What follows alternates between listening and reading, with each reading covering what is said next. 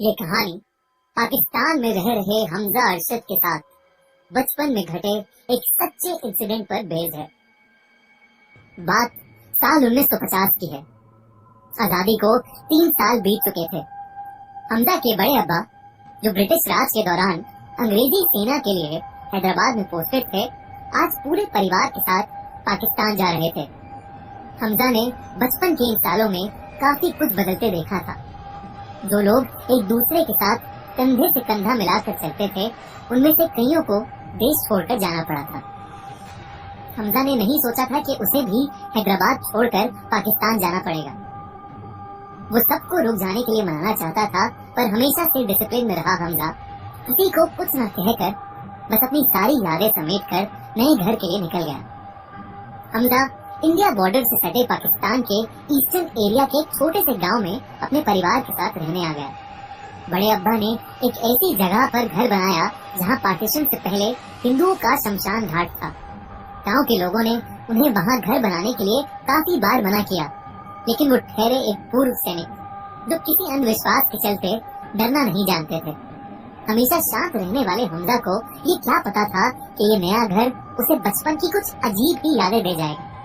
हमजा को नए घर में कुछ अजीबो गरीब चीजें दिखाई और सुनाई पड़ रही थी। वो अपने दोस्तों से दूर यहाँ बहुत अकेला महसूस करता, लेकिन खूब हरा भरा इस घर का बगीचा हमजा को बहुत पसंद था और वो शाम को वहाँ खेल कर खुश हो जाता था। हर रोज की तरह एक शाम वो बगीचे में अकेला खेल रहा था जब अचानक से उसे किसी चीज के चटकने की आवाज आई। उसे ऐसा लगा जैसे उसे किसी की हड्डियों के क्रैक होने की आवाज सुनाई दी। वो थोड़ा घबरा गया, लेकिन फिर से अपने खेल कूद में लग गया। खेलते खेलते अचानक एक झाड़ी से एक खोपड़ी निकलकर हमजा के पैर के पास आके गिरी। हमजा पीछे की तरफ गिर गया और जोर से चीखा। डरा हुआ हमजा किसी तरह उठकर भागते भागते अपने कमरे में आ गया। जब उसने खिड़की से झांक कर बगीचे की तरफ देखा तो वो दंग रह गया। वो खोपड़ी तेजी से गोल गोल घूम रही थी और धीरे धीरे रेंगते हुए एक बड़े से कीचड़ के पेड़ के पीछे जाके गायब हो गई। उस दिन के बाद से हमजा कभी उस कीचड़ के पेड़ के पास नहीं जा पाता था और धीरे धीरे उसने बगीचे में जाना ही बंद कर दिया। उसके कुछ दिन तक जब भी अंधेरा होता, हमजा घबराहट के मारे जल्दी से बेड पर जाके लेट जाता। कभी कभी जब लाइट चली जाती थी, तब एक अजीब सी खामोशी में उसे अपने बगीचे से हड्डियों के चटकने की आवाजें आती और वो डर के मारे सो नहीं पाता था। एक चांदनी रात फिर से ऐसा ही कुछ माहौल बना।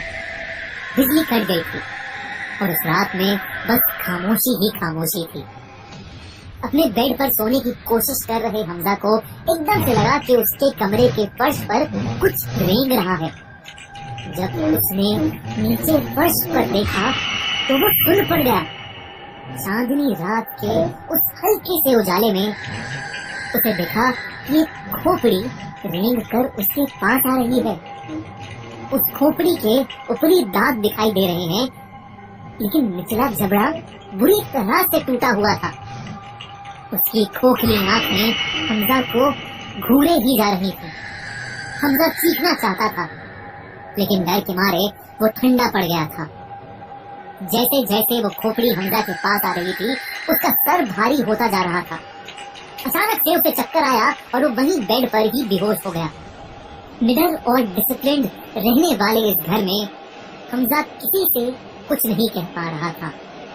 उसके साथ कमरे में कई बार ऐसा हुआ, लेकिन उसने कभी भी अपने घर वालों को ये बात नहीं बताई। 1 महीने बाद जब उसके अब्बू को नया कमरा बनवाना था, तो उन्होंने उस बगीचे में कीकर के पेड़ के साथ साथ और भी पेड़ कटवा दिए।